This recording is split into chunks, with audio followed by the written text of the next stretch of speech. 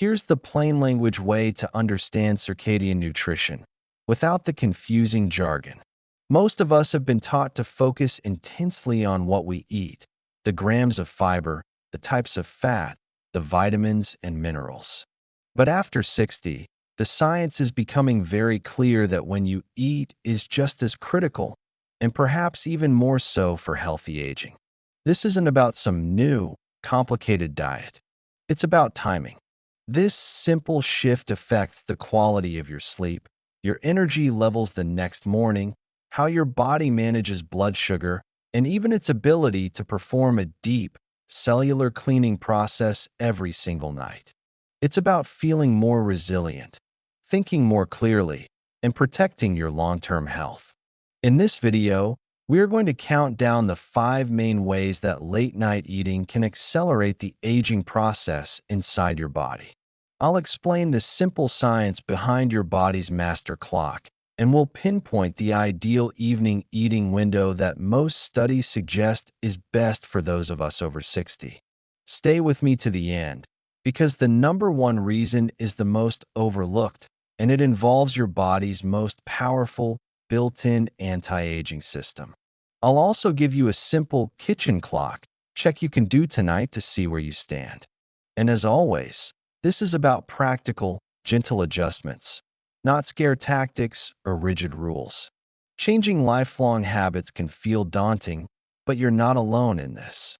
We're a community here, learning together. If you're new, please consider subscribing. And I'd love to hear from you in the comments. What's your biggest challenge when it comes to evening eating? For many, it's that snack while watching television. Let's start the conversation. Let's begin our countdown with reason number 5 why eating late can work against you. Number 5, it disrupts your body's sugar boss, a hormone called insulin. All day long, your body is designed to handle energy. When you eat, especially carbohydrates, your pancreas releases insulin. You can think of insulin as a key that unlocks your cells to let sugar in for fuel. But here's the crucial part. Your body isn't the same at 8 p.m. as it is at 8 a.m. As evening approaches, your body's internal clock, your circadian rhythm, starts preparing you for sleep and repair. Part of this process involves becoming naturally more insulin resistant. Your cells essentially hang a do not disturb sign on their doors. They don't want to take in a lot of fuel. They're getting ready for their nightly maintenance work. So, when you eat a late dinner or have a snack high in sugar or refined carbs close to bedtime, like a bowl of ice cream or a couple of cookies, you're forcing your pancreas to work overtime. It has to pump out extra insulin to try and shove that sugar into cells that are already reluctant to accept it. This struggle can lead to higher blood sugar levels that persist through the night and are still elevated when you wake up. You might feel this as morning grogginess, a lack of energy, or you might see it reflected in a stubbornly high morning blood sugar reading if you monitor it. Over time, this nightly battle can contribute to chronic inflammation and make it harder for your body to manage weight and energy effectively. The practical step here is to aim to finish your last meal at least 3 hours before you plan to go to bed. This gives your body ample time to process the food and for insulin levels to come down before you lie down. If you've had a dinner that's a bit heavy on the carbs, like pasta or a large portion of potatoes, a very gentle 10-minute walk afterward can be remarkably helpful. It encourages your muscles to use up some of that glucose right away. And if you absolutely need a small snack before bed, perhaps because of medications or true hunger, choose wisely. Skip the sugar. Opt for a small handful of almonds or walnuts, or maybe a spoonful of plain Greek yogurt. These provide protein and healthy fat, which have a much smaller impact on your blood sugar and insulin. As a key safety note, if you have diabetes or take any medications that affect your blood sugar, it is vital that you discuss any significant changes to your meal timing with your doctor to prevent any issues like nighttime hypoglycemia. Now for number 4. Late night eating sabotages your digestive system's rest and repair crew. Digestion is not a passive process. It is hard, active work for your body. Your stomach, your intestines, your liver, and your gallbladder all have to kick into high gear. Just like you, these organs need downtime. They need a break to rest, repair their own cells, and prepare for the next day. When you eat a heavy meal late at night, you're essentially forcing them to work a late shift. Instead of focusing on vital repair and detoxification tasks, your gut is stuck digesting. This is particularly hard on your liver and gallbladder. Your liver produces bile, which is essential for digesting fats. Think of bile as the dish soap your body uses to break down greasy foods. The flow of bile is naturally strongest during the day and wanes at night, following your circadian rhythm. So when you have a rich, fatty, or large meal close to bedtime, your digestive system is at a disadvantage. It doesn't have its full toolkit available. This can lead to that uncomfortable feeling of food just sitting in your stomach, and it's a very common cause of nighttime acid reflux or heartburn. You might wake up in the middle of the night with that burning sensation, or simply feel bloated and overly full in the morning, as if you're still digesting last night's dinner. The solution is to think about front-loading your day. Make breakfast and lunch your more substantial meals, and make your evening meal the lightest of the day. A wonderful, easy-to-digest template for dinner is a plate that is half filled with colorful, non-starchy vegetables, like steamed broccoli, roasted asparagus, or a large salad. Fill 1/4 with a lean protein, like a piece of baked fish or grilled chicken, and the final quarter with a small portion of a healthy, complex carbohydrate, like a half cup of quinoa or a small sweet potato. By keeping dinner light and early, you allow your digestive system to wrap up its work efficiently, so it can then transition to its equally important role of overnight housekeeping. And a quick red flag line. If you experience persistent or worsening acid reflux, please don't just dismiss it as indigestion. It's important to have that checked out by your doctor. This brings me to a common myth I want to address. You've likely heard the advice to eat every 2 to 3 hours to keep your metabolism stoked. For a long time, this was standard wisdom. But for many of us over 60, this idea is actually outdated and can be counterproductive. The truth is, this constant eating or grazing keeps your insulin levels elevated throughout the day. It never gives your body a real break from digestion. When insulin is always present, it's like a switch is stuck in the on position for fat storage. Your body rarely gets a chance to flip the switch over to its fat burning and, more importantly, its cellular cleanup modes. We'll talk more about that cleanup process in a moment. So, for promoting metabolic health as we age, giving your body a distinct and intentional break from food, especially that long break overnight, is far more beneficial than constant snacking. It's about meal timing and quality, not just frequency. Let's move on to number 3. Eating late at night directly interferes with your brain's nightly wash cycle. This is one of the most fascinating discoveries in neuroscience in recent years. Scientists have found that during deep, restorative sleep, your brain has a remarkable cleaning system. It's often called the glymphatic system. You can picture it like this. During the day, your brain cells are working hard, and they produce metabolic waste products, just like any busy city. One of these waste products is a protein called amyloid beta, which you may have heard of because it's the protein that clumps together to form the plaques associated with cognitive decline. During deep sleep, tiny channels in your brain open up and cerebrospinal fluid flows through, literally washing these toxic byproducts away. It's a rinse cycle for your brain. But this process only happens effectively during the deepest stages of sleep. And this is where late-night eating causes a problem. Eating a large meal close to bed can disrupt sleep in several ways. First, the process of digestion itself can raise your core body temperature, which is the opposite of what should be happening.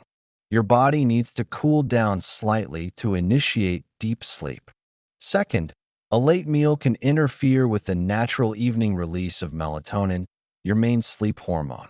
The result is often lighter, more fragmented sleep, with fewer periods of that deep, restorative slow-wave sleep. This means your brain's cleaning crew has less time and opportunity to do its job properly. The consequence isn't something you might feel overnight, but over months and years. This reduced brain cleaning can contribute to that feeling of brain fog, difficulty with memory, and a general lack of mental sharpness. The most practical action here is to double down on your sleep hygiene. Make your bedroom a sanctuary for rest. An hour before bed, begin to dim the lights in your home. This simple cue helps your brain ramp up melatonin production. Put away the phones, tablets, and turn off the television. The blue light from these screens is particularly disruptive to your sleep hormones. If you enjoy a warm, comforting beverage in the evening, make it a caffeine-free herbal tea. Something like chamomile, peppermint, or ginger tea can be wonderfully soothing and signals to your body that it's time to wind down, without interfering with your sleep architecture. If you're finding these simple explanations helpful, a quick tap on the subscribe button helps our community grow and ensures you won't miss our next video on improving circulation. Coming in at number 2 is a big one. Late-night eating dampens your growth and repair hormone. When we hear the term human growth hormone, or HGH, we often think of children and adolescents. But HGH plays a profoundly important role in our bodies throughout our entire lives. In adults, it's less about growing taller and more about repair and maintenance. HGH is crucial for maintaining lean muscle mass, which is so important for our strength, balance, and metabolism as we age. It also helps maintain bone density, keeping our skeleton strong, and it plays a key role in repairing everyday wear and tear in our tissues, from our skin to our internal organs. Your body releases its biggest, most important pulse of HGH during the first few hours of deep sleep. It's a key part of your body's nightly repair schedule. But there's a catch. High levels of insulin are the arch nemesis of HGH release. If your insulin levels are high, your body's release of growth hormone is significantly blunted or even blocked. So you can see the problem. When you eat a late meal, especially one rich in carbohydrates or sugar, you spike your insulin levels. This insulin is still circulating in your bloodstream when you go to bed, right at the exact time your body is trying to release that precious, healing pulse of HGH. In effect, the late-night meal cancels out one of your body's most important repair signals. The real-life effect of this, over time, can be a more rapid decline in muscle strength, feeling like minor aches and pains linger for much longer than they used to, or noticing that your skin seems to be losing its resilience. This is where that 3-hour rule, finishing your last meal 3 hours before bed, becomes so incredibly powerful. The goal is to give your body enough time to bring insulin levels back down to a low, baseline level before you fall asleep. This clears the way for a robust HGH release. To support this process, focus on getting adequate protein during your daytime meals. Protein provides the essential amino acids, the building blocks, that HGH will use for its repair projects overnight. Aiming for a palm-sized portion of high-quality protein at both lunch and dinner is a great target for most people. Now, let's put this into a simple, 3-step action plan you can start this week. First, find your window. For the next 3 nights, just observe. Don't try to change anything yet. Simply note the time you take your last bite of food or your last sip of a caloric drink. Then, note the time you turn out the lights to sleep. What's the gap? If it's only 1 hour, your first goal is to gently stretch it to 1.5 hours, then 2. It's about slow, sustainable progress, Second, plan your plate. Consciously make your evening meal the lightest of your day. A simple, easy-to-remember template is what I call the lighter plate. A piece of baked or steamed fish, a large serving of roasted green beans or a big side salad, and a half cup of wild rice. It's satisfying, nutritious, and easy on your digestive system. Third, hydrate smartly. Drink plenty of water throughout the day, but begin to taper off your fluid intake an hour or two before bed. This simple step can prevent your sleep from being interrupted by a trip to the bathroom, which helps preserve those deep, restorative sleep stages we've been talking about. And that brings us to the number one, most important reason to avoid late-night eating. It is the one that has the most profound impact on the aging process at a cellular level. Number one, it blocks your body's ultimate anti-aging process, which is called autophagy. This might be a new word for many of you, but the concept is simple and incredibly powerful. Autophagy literally means self-eating. It is your body's built-in, master recycling and quality control program. Throughout the day, your cells accumulate junk. Things like damaged cell parts, misfolded proteins, and other metabolic waste. If this debris is allowed to build up, it can interfere with how your cells function, leading to inflammation and contributing to the development of many age-related chronic conditions. Autophagy is the process where your cells identify this junk, package it up, and break it down into raw materials that can be reused or safely eliminated. It is your body's fundamental way of keeping its house clean and running efficiently. This process is absolutely essential for healthy aging. And here is the critical link.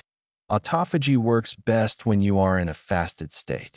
It kicks into high gear only when your insulin and blood sugar levels are low and your body isn't preoccupied with the massive task of digesting and storing a recent meal. When you eat late at night, you dramatically shorten, or in some cases, completely prevent, the window of time where this vital cellular cleanup can occur. You're keeping the digestive crew on the clock all night, which means the deep cleaning crew, autophagy, never gets a chance to even start its shift. Imagine trying to have your office deep cleaned and carpets shampooed while people are still working at their desks. It just can't be done effectively. This isn't something you feel on a day-to-day basis, like heartburn. This is about your long-term cellular resilience. It's the underlying reason why some people seem to bounce back from illness so quickly, while for others, a simple cold seems to linger for weeks. It's about slowly, silently reducing the burden of cellular gunk that contributes to the aging process itself.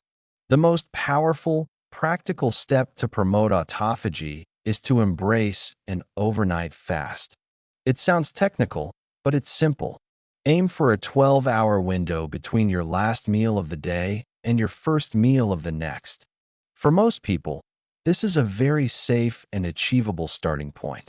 If you finish your dinner at 7 p.m., you simply don't eat again until 7 a.m. the next morning.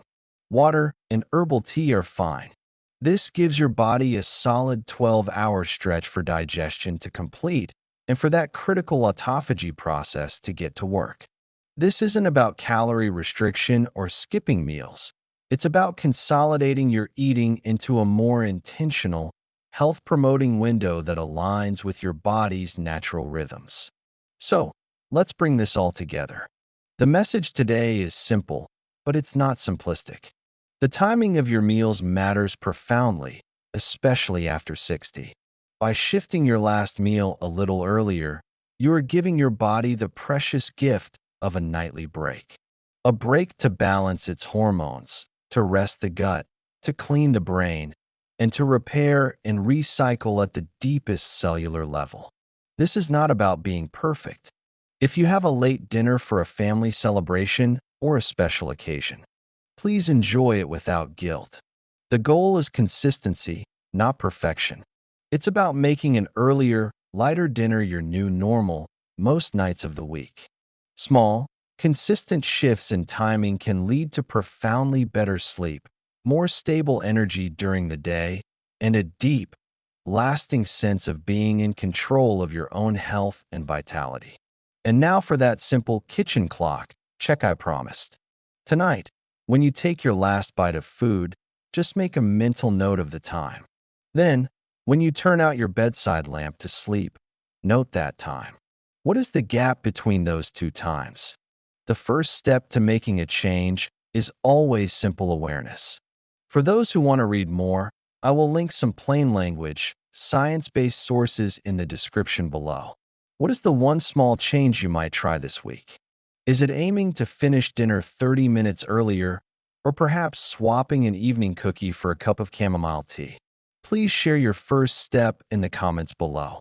Reading your ideas and experiences helps everyone in our community feel supported and inspired. If this video was helpful to you, a thumbs up is always appreciated, and I encourage you to share it with a friend or family member who might find it useful. Thank you so much for your time today. I'm here to help you navigate your health with clarity and confidence. I'll see you in the next video.